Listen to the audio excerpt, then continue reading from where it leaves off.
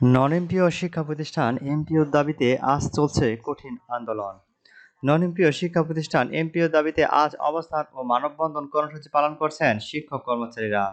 সোমবার ২৪শে আগস্ট সকাল ৯টা থেকে বিকাল ৫টা পর্যন্ত কেন্দ্রীয় শহীদ মিনারের সামনে এই কর্মসূচি পালনের অনুমতি দিয়েছে ঢাকা মহানগর পুলিশ ডিএমপি।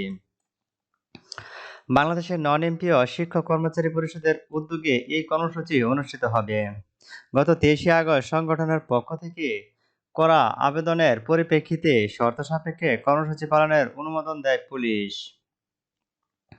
ডিএমপির অতিরিক্ত উপ-পুলিশ কমিশনার মোহাম্মদ মাহবুবুর হোসেন কামাল সই করা এক চিঠিতে বলা হয়েছে, নির্ধারিত সময় ও স্থানের শান্তিপূর্ণভাবে অবস্থান ও মানববন্ধন কর্মসূচি পালন করতে হবে। কর্মসূচির জন্য মোট ২১টি শর্ত দেওয়া হয়েছে। পুলিশের শর্তগুলো জন্য মোট ২১টি শর্তের মধ্যে রয়েছে, অনুমোদিত স্থানের বাইরে কোথাও কর্মসূচি পালন করা যাবে না। নির্ধারিত সময়ের মধ্যে কর্মসূচি শেষ করতে হবে। ধর্মীয় অনুভূতিতে আঘাত করে এমন বক্তব্য প্রচার করা যাবে না। উস্কানিমূলক বক্তব্য দেওয়া যাবে না এবং আইনশৃঙ্খলা পরিস্থিতি অবনতি হয় এমন কোনো কর্মকাণ্ড করা যাবে না। এছাড়াও কর্মসূচির কোনো ধরনের মাদকদ্রব্য ব্যবহার করা যাবে না।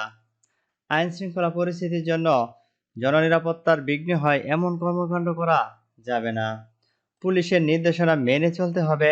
মানববন্ধন চলাকালে সংগঠনের নিজস্ব ব্যবস্থাপনা গাড়ি পার্কিংয়ের ব্যবস্থাও করতে বলা হয়েছে। পুলিশের অনুমতিপত্র আরও বলা হয়েছে, কর্মসূচির কারণে জনসাধারণের চলাচলের বিঘ্ন সৃষ্টি করা যাবে না। অনুমোদিত স্থানের বাইরে কাউকে মানববন্ধন করতে দেওয়া যাবে না।